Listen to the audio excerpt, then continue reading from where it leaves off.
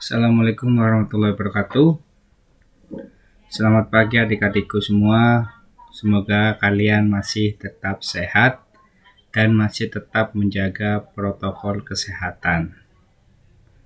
Oke, untuk materi pada pagi hari ini, untuk di pertemuan yang ketiga, Bapak akan menyampaikan materi tentang menggunakan media sosial dengan bijak. Tujuan dari layanan ini untuk mengidentifikasi berbagai macam perilaku yang menyimpang dalam bermedsos. Yang kedua, menjelaskan cara penggunaan media sosial dengan bijak. Yang ketiga, mengklarifikasi perilaku bijak dalam penggunaan media sosial. Yang keempat, menganalisis kegiatan yang dikategorikan positif dalam penggunaan media sosial. Yang pertama, tidak share info pribadi.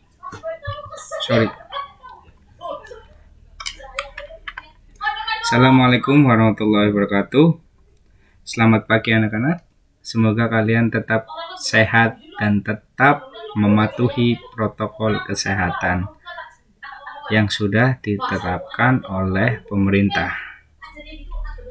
Oke, pada pagi hari ini saya akan mengumumkan, saya akan menjelaskan materi tentang menggunakan media sosial dengan bijak. Media sosial sudah lekat dengan kehidupan kaum milenial. Segala hal dibagikan di media sosial, mulai dari kegiatan rutin, pengalaman yang dilalui, sampai hal yang bersifat personal.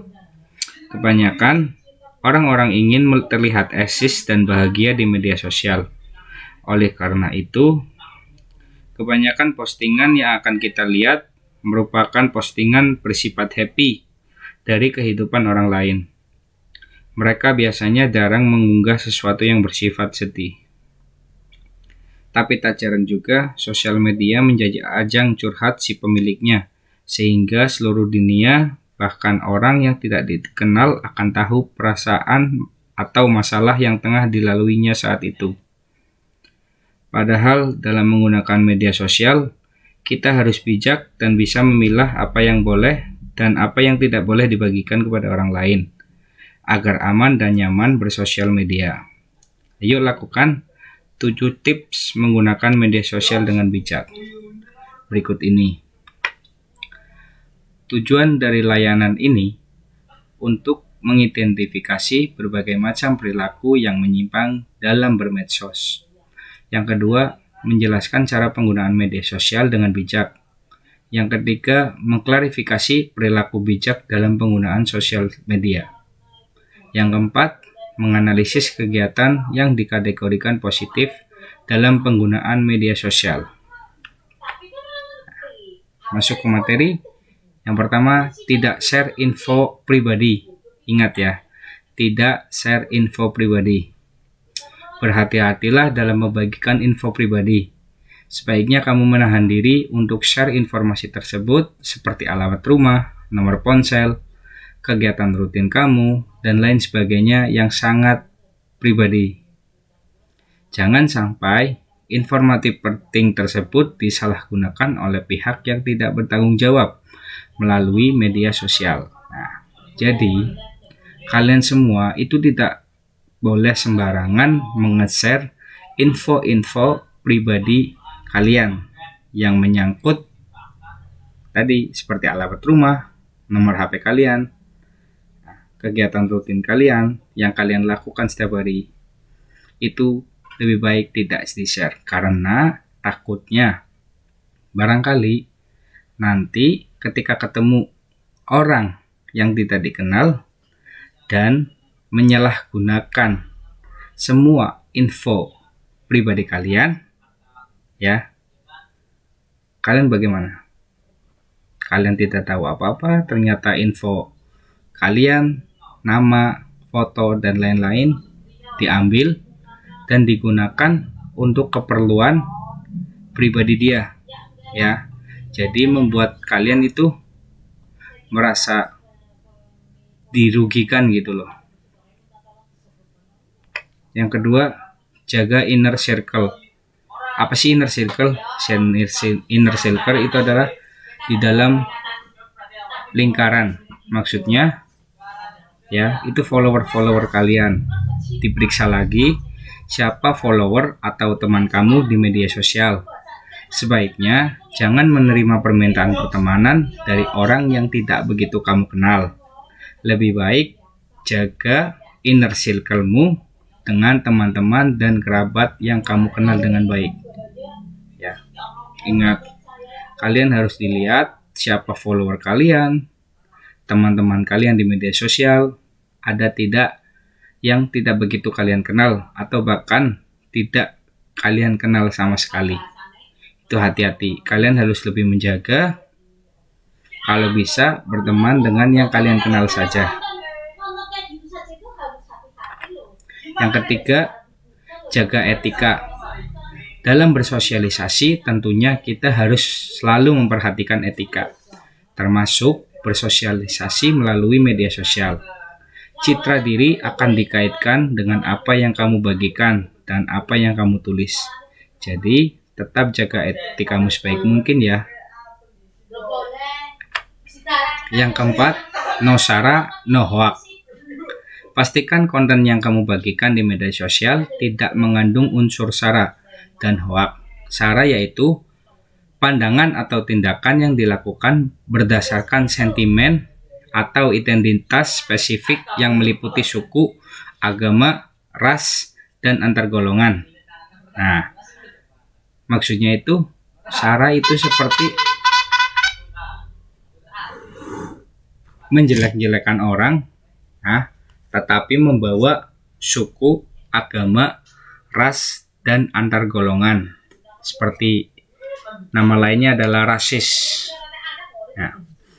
Nah, sementara hoax itu adalah pemberitaan palsu yang tidak benar tetapi dibuat-buat seolah-olah benar. Nah, kalian hati-hati nih. Kalau semisal kalian mendapat berita tentang apapun, ya, mohon kalian dicek dulu. Itu berita benar atau tidak keberadaannya gitu loh. Misal dapat berita tentang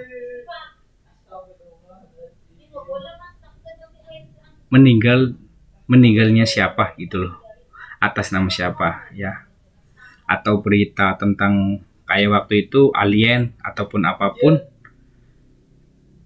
yang bersifatnya kalian tidak tahu menahu tentang berita itu ya, kalian dapat kiriman, dapat share, mohon dicek lagi apakah itu beritanya benar atau palsu. Takutnya ketika kamu mendapat berita palsu atau hoax kemudian kalian disebarkan luas ya, disebarluaskan ke teman-teman kalian yang lain, maka itu ada tindak pidananya loh.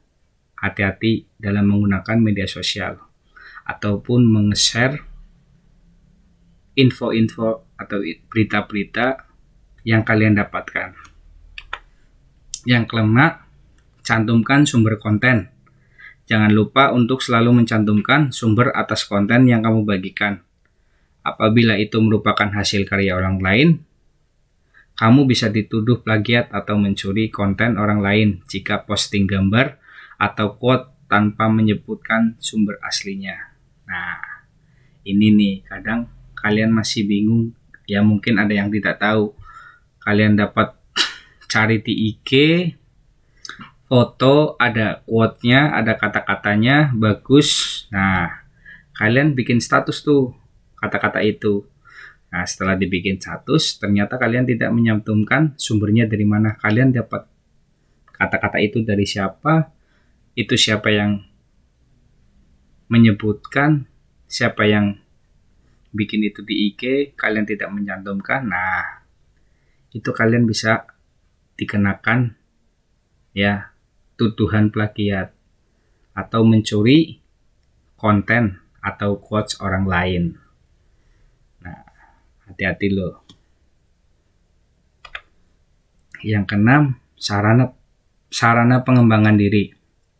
Jadikan media sosial sebagai sarana bagi kamu untuk mengembangkan diri. Kamu dapat membagikan hasil karyamu, ilmu, maupun pandanganmu terhadap sesuatu hal. Nah, Kamu juga bisa menimba ilmu melalui media sosial dengan mengikuti kelas online maupun follow akun yang membawa dampak positif bagi pengembangan dirimu. Ya, kalian harus bisa bijak dalam menggunakan sosial media. Ya, ke hal-hal yang lebih positif. Kan banyak tuh sekarang ya akun-akun yang menyebarkan misal kayak motivasi ataupun karya seni. Banyak seniman sekarang meng-share-nya lewat IG maupun Facebook dan lain-lain. Nah, itu kalian harus cari dan pelajari gitu loh, dilihat gimana caranya. Nah, jadi itu bisa mengembangkan diri kalian supaya ternyata saya bisa seperti ini gitu loh. Saya bisa menggambar. Nah, dicontoh kamu suka menggambar, cari tentang melukis, menggambar dan banyak di akun-akun yang lain loh, di media sosial, di IG, Facebook banyak. Itu dipelajari. Yang ketujuh, bangun jaringan. Manfaatkan sosial media untuk membangun jaringan, baik itu dalam pekerjaan, bisnis, maupun persahabatan. Bila kamu ingin merintis sesuatu usaha, gunakan sosial media untuk memperbesar bisnismu. Salah satunya dengan cara membangun jaringan dengan followersmu. Nah, kalian tahu tidak jaringan followers itu apa? Nah, jadi kalian itu dalam menggunakan media sosial harus bisa cari channel. Maksudnya ya, kalian harus bisa membuat ya dari followersmu diajak ya, dibangun ya, biar kalian itu bisa meng-share karya-karya kalian atau bisnis-bisnis kalian. Nah, biar semuanya itu melihat gitu loh. Jadi harus bisa dibangunlah bagaimana cara kalian mengajak biar mereka itu bisa gabung dengan kalian gitu loh. Oke, untuk tips kali ini selesai dan materi kali ini selesai. Terima kasih. Saya harap kalian bisa lebih bijak menggunakan media sosial seperti yang tadi saya sudah sampaikan. Oke. Terima kasih adik-adik. Bila saya masih ada salah-salah kata mohon dimaafkan. Wabillahi taufiq wal hidayah. Wassalamualaikum warahmatullahi wabarakatuh.